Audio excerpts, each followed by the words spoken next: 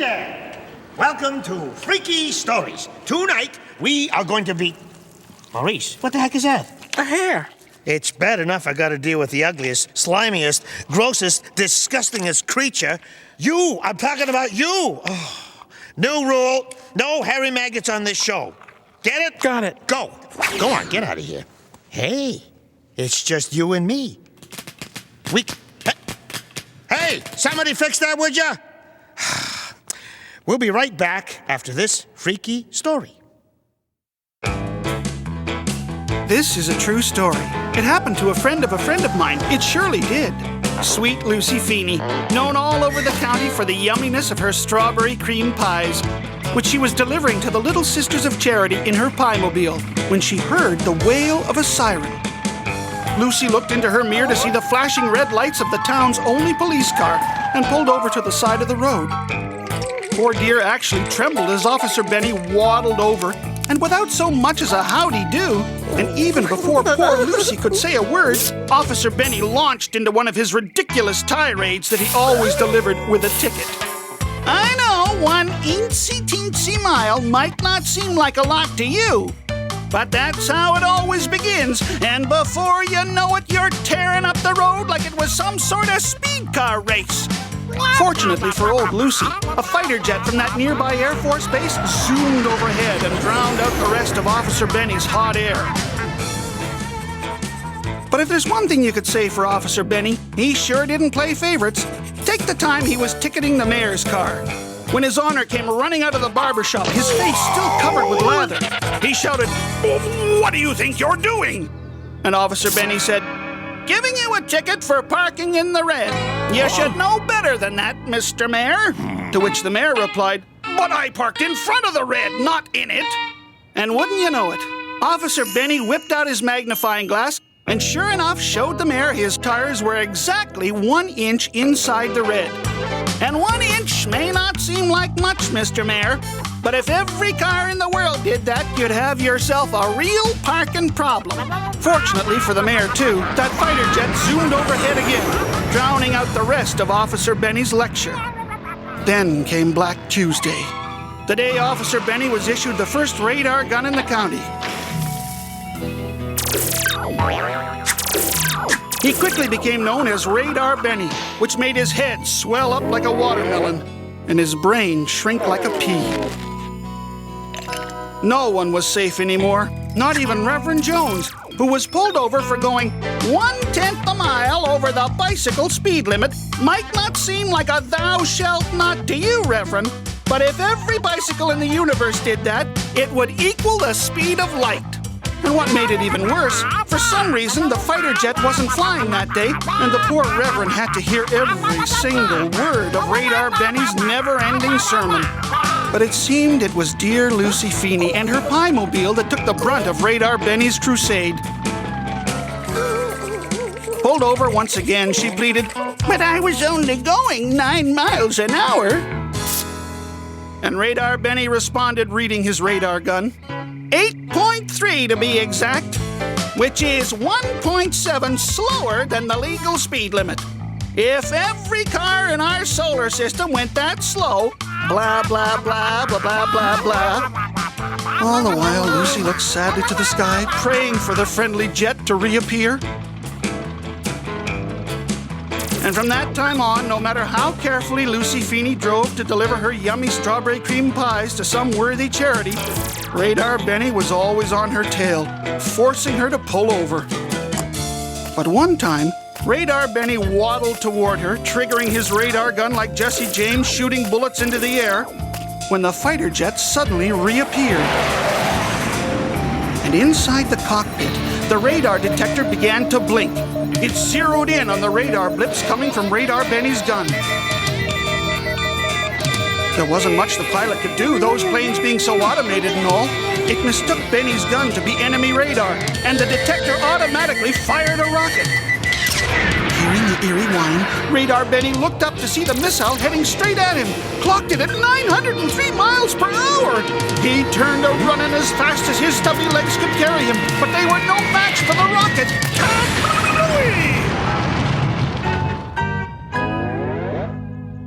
This is a true story. It happened to a friend of mine. As for Radar Benny, he traded in his radar gun for a cushy seat in the Pie-mobile, where he now delivers Lucy Feeney's yummy strawberry cream pies, while keeping a very close eye on the speedometer. Okay, our next story. Hey! What's going on? Oh, man. I gotta find out. Here's the next story. Hey, guys! I'm coming over! This is a true story. It happened to a friend of mine. He also used to be captain of the HMS Victory, finest battleship in Her Majesty's fleet. His name was Newcomb, and he jolly well did like being captain. He wore his full dress uniform all the time and marched about the bridge barking orders at the crew. On the tour directly after mine, the Victory took on a very special observer, a certain Admiral Sir Horatio Big Bum, there to make an official year-end evaluation. As opposed to Captain Newcomb, Sir Horatio was a true naval hero, and in time past used to be Newcomb's commander. When Sir Horatio came on board, Newcomb puffed his chest out so far he popped 3 brass buttons. But Sir Horatio snorted the battleships were sort of outdated and belonged in a dustbin. I should rather be on a proper aircraft carrier like my old flagship, the Royal George V. Captain Newcomb did his best to impress the old bird, showing off how up-to-date and modern his ship was and putting his crew through their paces. But it was no use. Whatever Newcomb did made him look like a bloody idiot. For example, when a gun turret spun about wildly, Newcomb pushed the Admiral out of harm's way and into a bucket of swab water. Sir Horatio remarked that he could see why Newcomb was merely in command of an old tin of beans. That really hurt.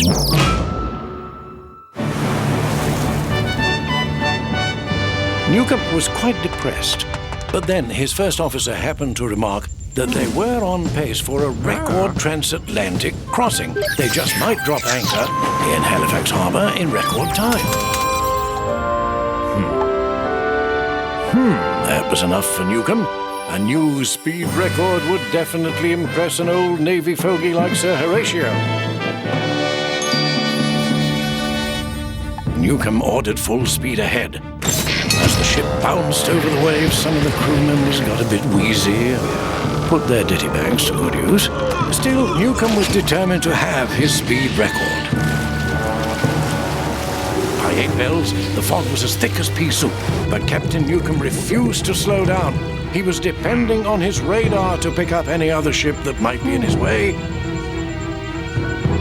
And great heavens, the radar man did pick up a blip straight dead ahead. And the blip looked as though it was stationary, but it was right in Newcomb's path. If he changed course to go round it, he would lose his speed record. So he ordered his radio man to send a message. Increase your speed and alter course by 2 degrees.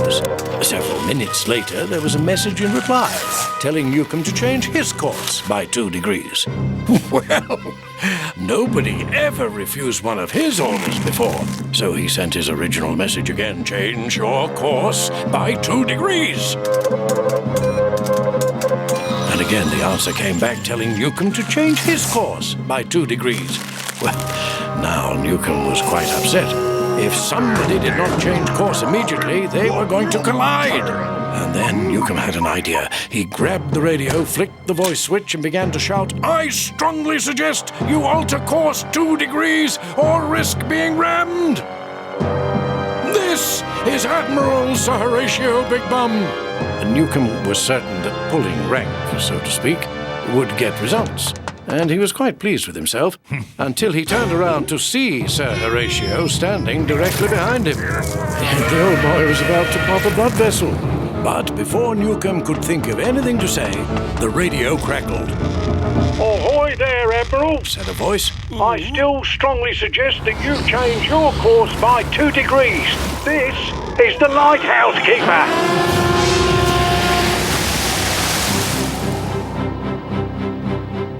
This is a true story. It happened to a friend of mine, ex-friend, ex-captain. With proper instruction, Seaman Second Class Newcomb can become the best swabby in the entire Navy.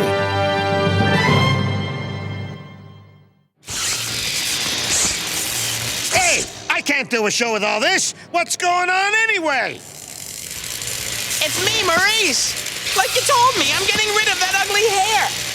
What? Like my mom gets rid of her mustache. I'm doing electrolysis. Let's have a freaky story. This is a true story. It happened to a friend of mine. Sissy O'Grady's one of those young Southern belles from the wrong side of the tracks, posing as a debutante from the upper side of the crust. You see, things money can't buy, she doesn't need. So, when the 110-year-old billionaire she was dating died and left all his money to his children, Sissy didn't know what she and her poodle Gigi were gonna do. I mean, all they wanted was a little old mansion in the hills with a couple of 100 acres of manicured lawns, maybe a nice old pool, and a nice young pool boy. And a husband to pay for it all, of course. So when an extremely eligible-looking young bachelor ran into her while she was window shopping at the jewelry store, I mean, there's no better place to go casting for the big fish now, is there? Well, that Sissy didn't lose any time. She faked a fainting spell right then and had the boy helping her into a very expensive restaurant for a restorative lunch, where she claimed to have misplaced her pocketbook before you could whistle Dixie. And the young gentleman seemed all too obliged. He was handsome, charming, and most important, he had that air about him that said rich, rich, rich. Sissy was as close to love as a girl with a stone heart can get. Gigi, on the other hand, well, the pooch had a pedigree rather similar to Sissy's. A sordid past at the pound covered up by a good haircut and a real sassy wiggle in her walk. But that fuzzball had street smarts, and they told her that this new fella was no good. Things couldn't have gone any better for Sissy. The boy wasn't exactly throwing money around, but just by the way he talked about wine and dropped the names of people called Van something and Dealer something else, Sissy knew she'd hit it big. But it wasn't long before Sissy cooed and coaxed and cuddled her way into an all-expense-paid 7-night cruise. They would go together. And then if all went according to plan, Sissy'd have that guy signed, sealed, and delivered before they ever got back to port. One quick ceremony by the captain at sea, and a solid gold future would be her very, very own. But things didn't go according to plan. Mr. Wright was called away to an emergency board meeting just as the ship was going to set sail, and Sissy was forced into the awkward position of going on what she hoped would be her wedding cruise, all on her own. Luckily, this left one Mr. Wright free to dog-sit with Gigi. So things weren't all that bad, or so our little gold digger thought. 1 week later, Sissy returned home to the most horrible fright. There was Gigi, lying on the living room floor, barely breathing. Sissy rushed her to the vet just as quick as her least jag could go. Things didn't look so good. They told her to head back home. It would be better to get the news there. So Sissy got home quicker than anyone expected, and that's when she noticed her apartment was not the same as she had left it. Her imitation Renoir was missing, and so was her discount store antique rug. Her crystal zirconia necklace wasn't in its fake Naugahyde box. In fact, all of her faux jewelry and imitation fur coats were out of their usual places and stacked by the back door just like someone had been planning to make off with the whole stash. And then she noticed a trail of blood, little dots, all the way to the fake French provincial bedroom closet door. But just as Sissy pulled on the simulated ceramic knobs, the phone rang. It was the vet, and boy, did he sound freaked. He'd found out what was wrong with poor little Gigi, all right. Poor poor darling had something caught in her throat. Funny thing is, that something was a severed human finger.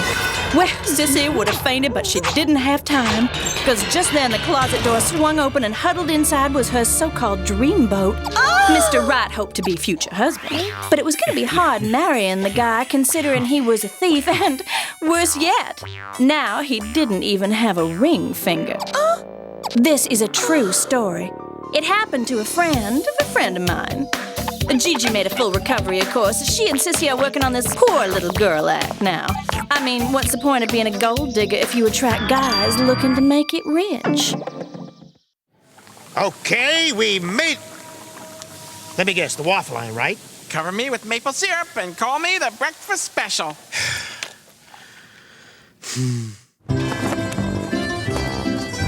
Buongiorno. This is true story. It happened to a friend of mine. His name is Giacomo. He is a bellhop at the big fancy hotel here in Rome. The trouble it starts when Giacomo he pick up the bags of a family who come to visit Italy for the first time. Giacomo thinks they are rich because the papa is loud and fat. So he tells the hotel manager to put them in a special room with a special view. Giacomo is expecting a big tip, but Giacomo is young. The family was a mama and a papa, a little boy, and a bigger little girl. Giacomo carries all their bags up to their room, and what he gets from the papa is, "Hey, here's a tip. Don't order the gnocchi from room service." The papa, he thinks he's funny. The little boy says he wants to see the Pope, so maybe he can get a ride in the Pope-mobile. The girl, she only wants to see naked statues. The papa only wants to use his new expensive video camera. And the mama only complains about anything. "Giacomo, the window is stuck. Giacomo, the ice melts too fast. Giacomo, my ring fell down the toilet bowl. Get it for me." Oh, this family not only makes the trouble at the hotel where Giacomo works, no. They make it all over Rome. The little boy, he jumps in the wishing fountains to take out the coins people throw in for the good luck. The girl, she don't like her gelato. She toss it in the street and she make a mess. And the papa sticks his camera in everybody's face. The butcher, the baker, the cannoli maker. This papa, he is the tree from which his little acorns do not fall too far from. And then back to the hotel, so the mama can complain about Giacomo. She tells the hotel manager her TV is broken. No picture, no English. I can't understand a word. And it is Giacomo's fault. She tells the manager to fire Giacomo or they are checking out. This manager is not happy with the idea of an empty room, so he fires my friend Giacomo. With no more for the mama to complain about, the family goes out to find a good hot dog. See, they come to Italy and they do not like Italian food. Hey, tourists!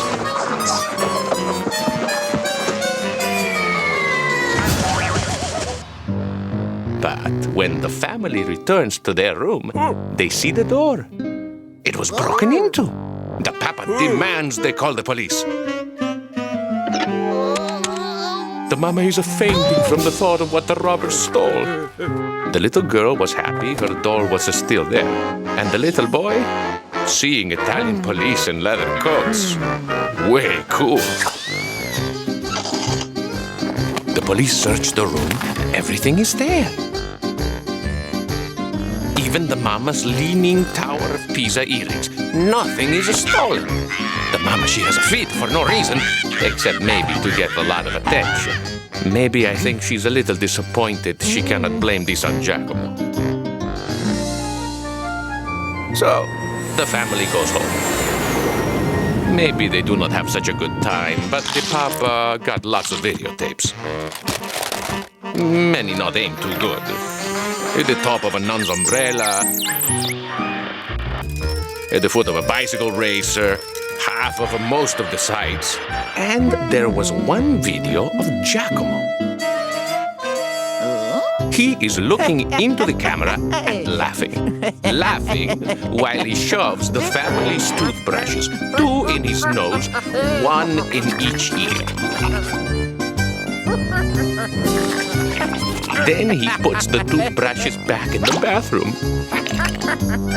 The whole family, Mama, Papa, little boy, bigger little girl, they all think for a second and then they all throw up. Hey, this is a true story.